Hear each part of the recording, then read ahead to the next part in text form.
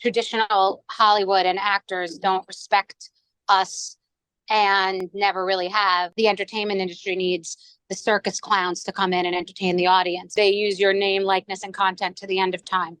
And usually the content is things that people regret and are forever embarrassed by.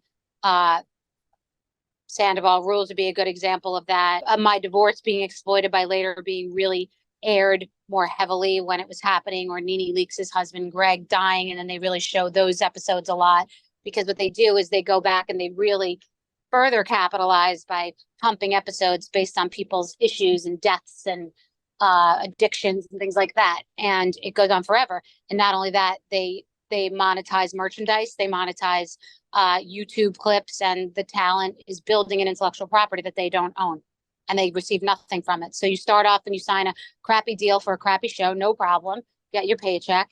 Then that show goes on to be a multi-billion-dollar franchise and literally cultural phenomenon, and the talent shares in none of that.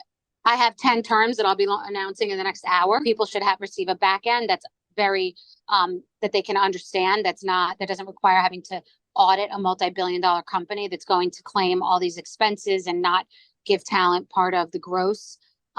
So something that's very easy to comprehend, and a model that is obviously subject to modification because I designed it between 5 o'clock this morning and now. So, I consulted.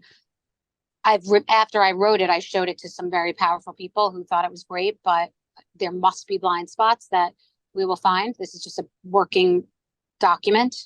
The Bethenny clause is that talent gives a percentage of what they make, because everybody had to get punished after I was on the cover of Forbes magazine for my Skinnygirl deal. So now that should be completely revoked, and people should never sign that and never give away a piece of their business, and that people should share in the merch and the ancillary expenses, and that they should receive a per diem, and that they should be treated fairly. And as episodes re-air or are streamed, there should be a model by which they're compensated.